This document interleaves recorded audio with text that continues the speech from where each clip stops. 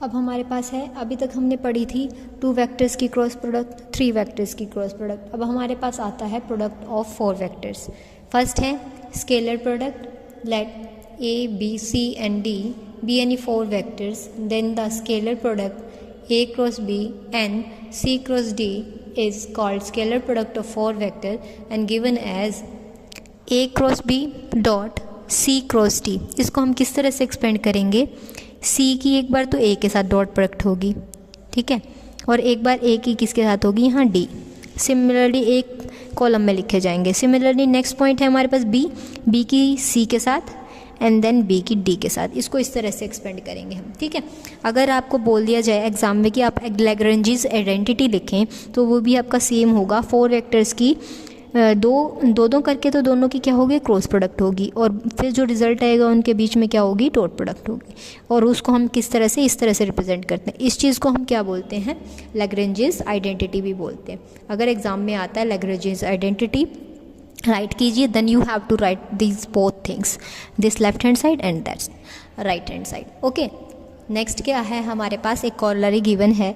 अगर आपके पास सेम ही वेक्टर्स की क्या हो जाए, डॉट प्रोडक्ट हो, तो वो किस तरह से एक्सपेंड होगी, A मैग्नीट्यूड स्क्वायर B के मैग्नीट्यूड का स्क्वायर माइनस में A और B की डॉट प्रोडक्ट का होल स्क्वायर, ठीक है। तो ये इस तरह से एक्सपेंड हो जाएगी। अब स्केलर प्रोडक्ट हमने देख लिया किस तरह से एक्सपेंड होती है। अब हमारे पास आ गई है 4 वेक्टर्स की cross product, A cross B cross C cross D। तो ये क्या होगा, पहले तो देखो ये थर्ड वाला वेक्टर बाहर लिखा जाएगा, फिर फोर्थ वाला बाहर लिखा जाएगा, रिमेनिंग अंदर आ जाएंगे, ठीक है। ये क्या बनेंगी, स्केलर ट्रिपल प्रोडक्ट, ये भी स्केलर ट्रिपल प्रोडक्ट। अब अगर हम लें फर्स्ट और सेकंड वाले एलिमेंट को, तो पहले आता है आपका सेकंड एलिमेंट, यहाँ आ रहा था थर्ड और फोर्थ, यहाँ आएगा आपका पहले सेकंड एलिमेंट और फिर आता है सेकंड ब्रैकेट के बाद फर्स्ट एलिमेंट। आप इन दोनों में से किसी भी मेथड को अडॉप्ट कर सकते हैं आपका सॉल्व करने के लिए, ठीक है। दोनों ही आपके करेक्ट होंगे। अगर आप सेकंड पेयर को यूज़ करना चाहते हो तो थर्ड और फोर्थ होगा। अगर आप फर्स्ट पेयर को यूज़ करेंगे तो पहले second element then first element. Clear है। अब आपके पास यहाँ आते हैं फर्स्ट एग्जाम्पल। यहाँ उससे पहले एक नॉट गिवन है। क्या कह रहा है ये आपका नॉट, A क्रॉस B अगर मतलब 4 वेक्टर्स की क्या हो रही है, वेक्टर प्रोडक्ट हो रही है या क्रॉस प्रोडक्ट बोल सकते हैं आप, वो क्या होगी, परपेंडिकुलर होगी किन्हीं 2 वेक्टर्स की क्रॉस प्रोडक्ट पे और कोप्लेनर में आ जाएगी बाकी 2 वेक्टर्स के।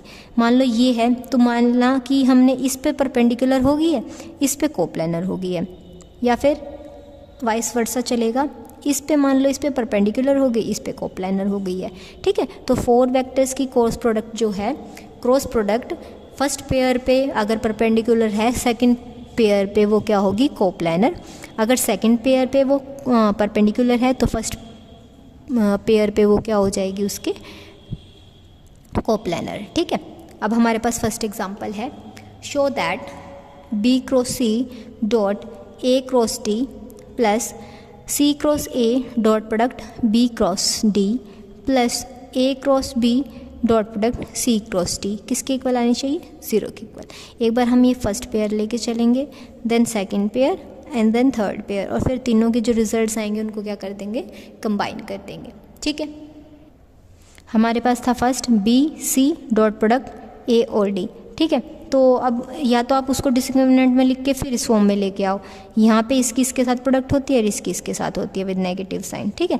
तो यहाँ एक बार तो आता है फर्स्ट एलिमेंट B A, इसका लास्ट एलिमेंट, ठीक है।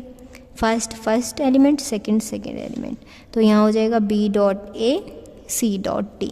फिर क्या होता है, फर्स्ट हो गया और सेकंड हो गया। अब फर्स्ट सेकंड और सेकंड फर्स्ट, इस वे में होता ही आपका एक्सपेंड। पहले आता है फर्स्ट सेकंड, फिर आता है फर्स्ट सेकंड फर्स्ट। यहाँ पे भी first C B second A D, first second C D second first A B।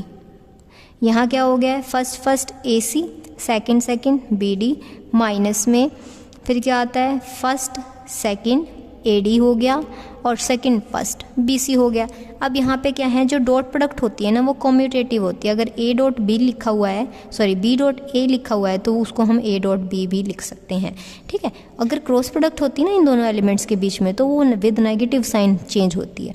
यानी जो हमारी क्रॉस प्रोडक्ट होती है ना, वो हमारी कम्यूटेटिव प्रॉपर्टी नहीं होती है, कम्यूटेटिव प्रॉपर्टी को सेटिस्फाई नहीं करती है, जबकि जो आपकी डॉट प्रोडक्ट होती है वो आपकी कम्यूटेटिव प्रॉपर्टी को सेटिस्फाई करती है।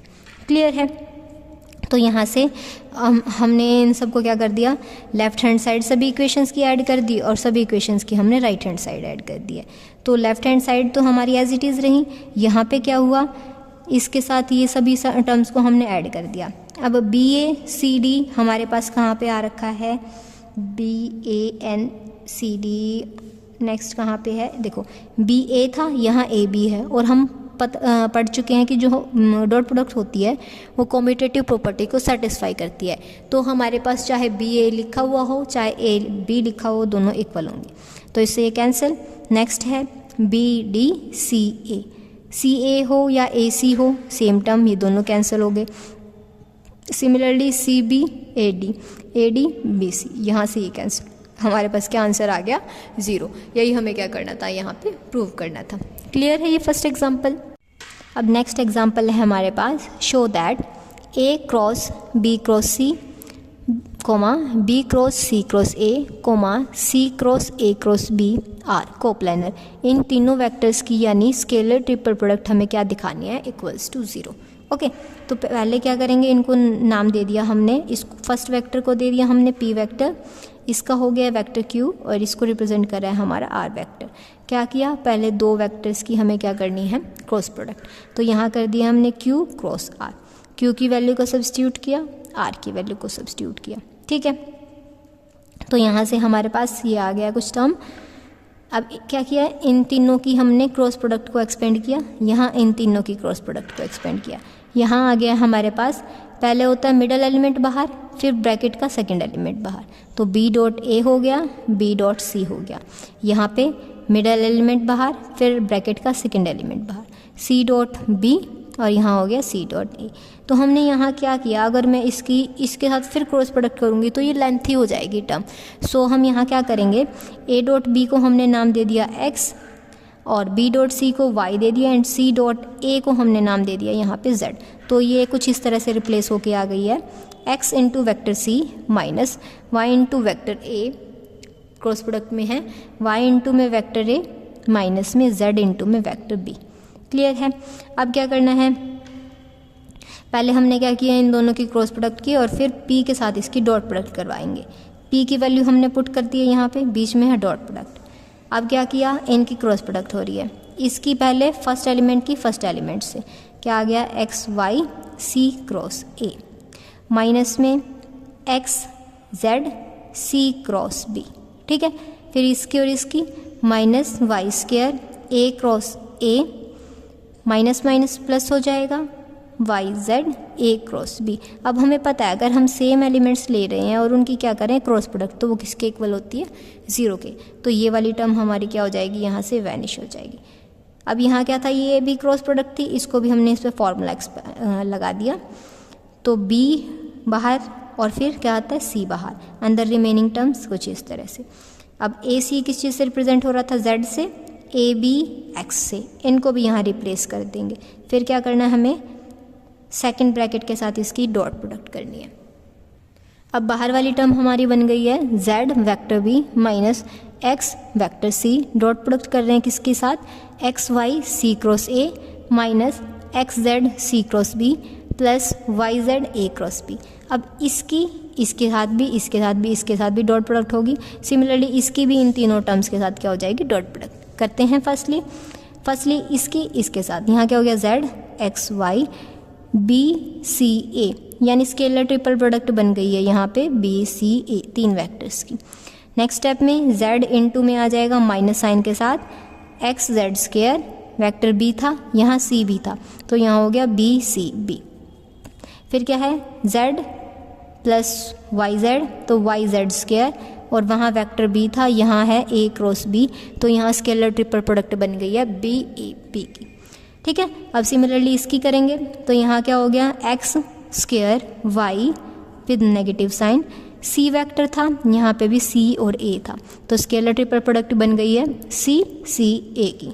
ठीक है, अब यहाँ में नेगेटिव साइन, यहाँ पे भी negative sign, x square z, vector c था वहाँ पे, यहाँ सी क्रॉस बी था, तो यहाँ स्केलर ट्रिपल प्रोडक्ट बन गई है सी सी बी। ठीक है, नेक्स्ट टर्म है हमारे पास, यहाँ नेगेटिव साइन, यहाँ पॉजिटिव, नेगेटिव हो गया, एक्स वाई जेड सी के साथ कर रखी है ए बी की, तो यहाँ ये हो गया। अब ये देखो, यहाँ पे 2 एलिमेंट रिपीट, ये 0, यहाँ 2 एलिमेंट रिपीट हो रखे हैं, ये भी 0, यहाँ रिपीट हो रखे हैं, ये 0, यहाँ रिपीट हो गए हैं, ये 0। तो हमारे पास फर्स्ट टर्म बचती है और सेकंड टर्म, तो ये क्या है, x y z b C a minus x y z c a b. अब हमें पता है जो स्केलर ट्रिपल प्रोडक्ट होती है ना, उसकी फर्स्ट प्रॉपर्टी में हमने पढ़ा था कि जो ए बी सी है, बी सी ए है और सी ए बी है, ये तीनों क्या होते हैं, अपने आपस में इक्वल होते हैं। ये तो इक्वल थे ही, ये भी इक्वल हो गए, तो यहाँ से ये एक दूसरे को क्या कर जाएंगे, कैंसिल, और आंसर हमारे पास क्या आ जाएगा, 0। अब अगर तीनों वेक्टर्स की स्केलर ट्रिपल प्रोडक्ट 0 के इक्वल आ रही है, तो वो क्या दिखा रहे हैं कि जो तीनों वेक्टर्स हमने डिफाइन किए थे वो क्या हो गए हैं, कोप्लानर। यही हमें क्या करना था, यहाँ पे प्रूव करना था।